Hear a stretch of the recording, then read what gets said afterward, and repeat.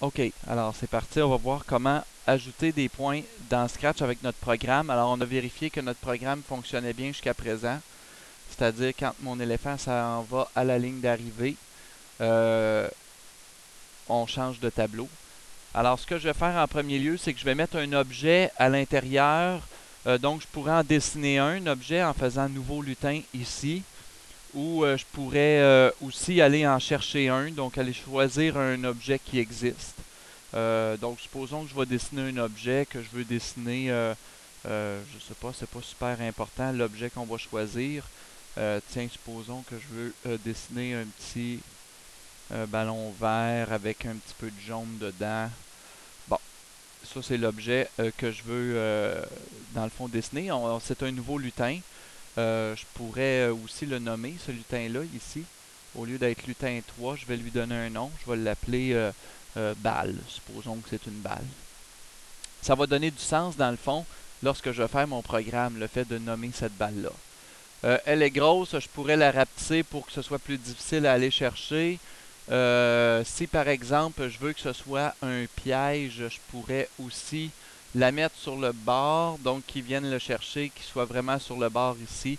Bon, peu importe, je peux aller choisir le niveau de difficulté que je veux. Moi, dans le fond, pour faire mes tests, c'est que je vais la mettre assez proche de l'éléphant. Comme ça, je vais voir tout de suite quand il va la toucher si les points vont s'ajouter. Alors, qu'est-ce que je veux qu'il se passe dans le fond? Je vais revenir à la partie principale de mon programme. La partie principale de mon programme ici, je vais plutôt prendre du bleu. Tiens. Donc, il y a deux choses. Ici, je vérifie si on touche à couleur noire. Ici, je vérifie si on est à la ligne d'arrivée. Puis là, ben, il va falloir que je rajoute une autre vérification. C'est si, par exemple, on touche euh, à la balle. Donc, le lutin qui s'appelle balle. Alors, c'est un autre si que je vais rajouter.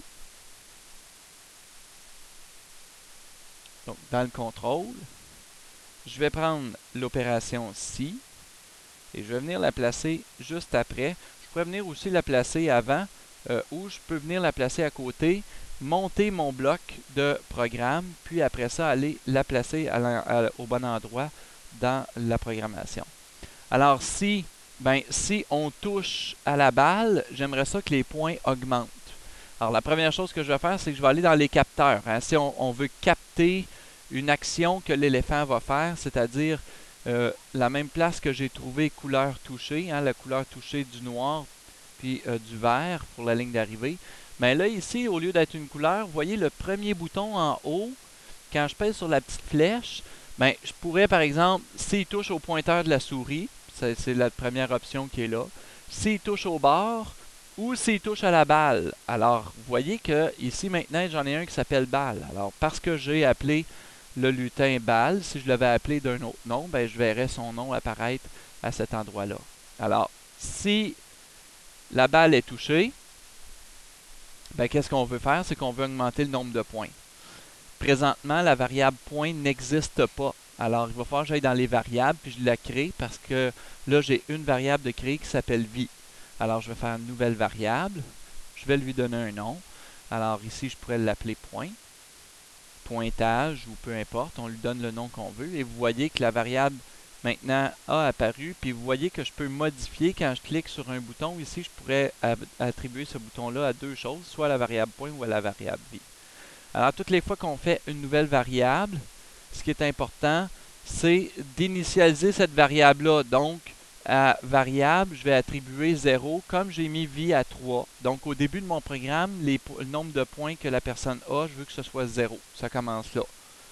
Après ça, ben, quand je veux qu'il augmente, ben, par exemple, je pourrais dire, ben, lorsque il touche à la balle, ajouter, et puis là, c'est moi qui décide combien de points je veux ajouter. Je vais tout simplement diminuer, euh, augmenter mon écran de programmation pour qu'on puisse bien voir.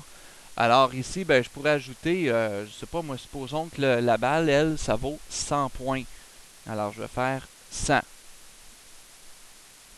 Donc, si balle touchée à point ajouter 100. Et puis ça, ben, dans le fond, je vais venir placer ça sur une vérification. Je pourrais venir le placer juste ici. Alors, maintenant, j'ai trois choses qui sont vérifiées.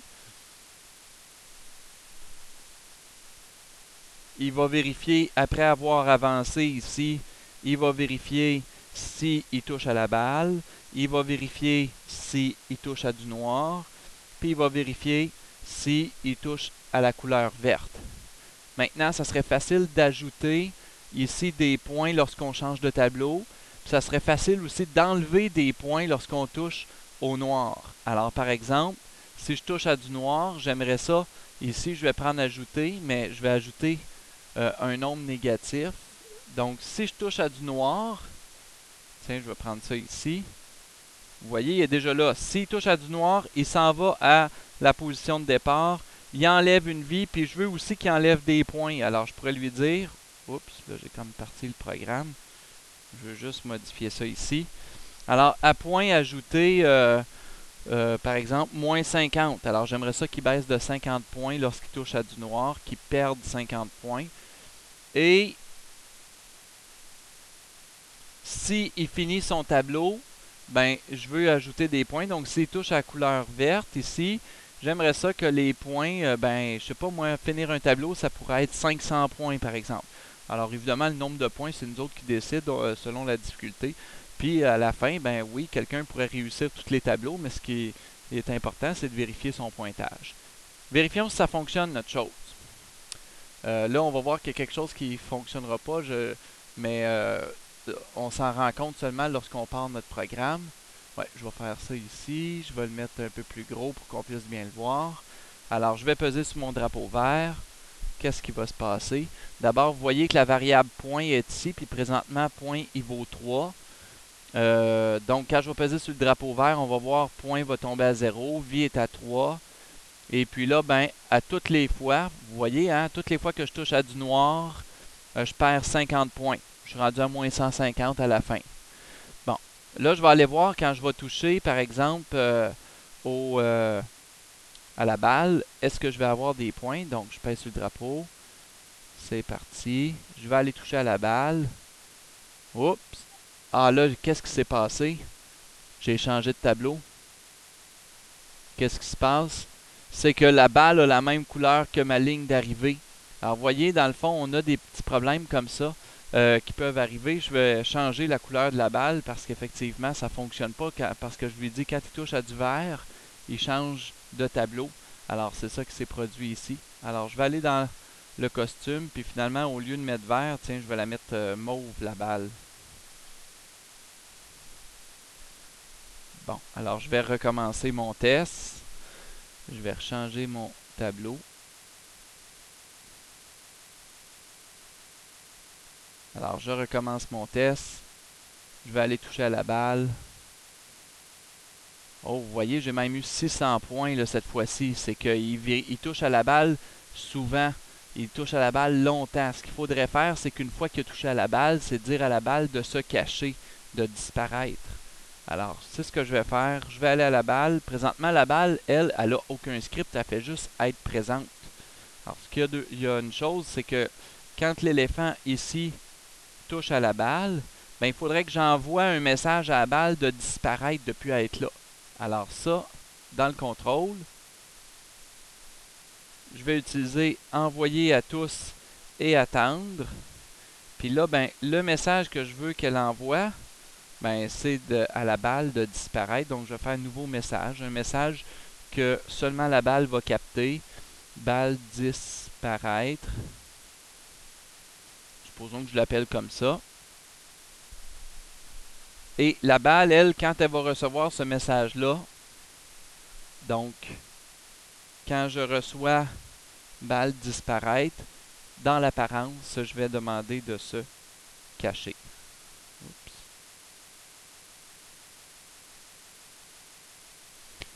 Faut pas oublier, par exemple, que quand j'utilise l'option cacher, ça veut dire qu'il va falloir à un moment donné que j'utilise l'option montrer, parce que sinon, ma balle, elle va se cacher une première fois, puis elle va toujours rester cachée. Alors, ce que j'aimerais faire, dans le fond, c'est que ma balle soit montrée. À quel moment? C'est quand mon programme commence. Donc, quand mon drapeau vert est pesé, je veux qu'elle apparaisse et je veux qu'elle disparaisse une fois qu'elle est touchée. Alors là, on va réessayer notre programme pour voir s'il fonctionne bien. Je pense avoir rien oublié. On va vérifier, par exemple, pour vérifier à chaque fois si notre programme marche bien. Alors, mes points sont revenus à 0. Vous voyez que j'ai eu 100 points. Ma balle s'est cachée, elle n'est plus là.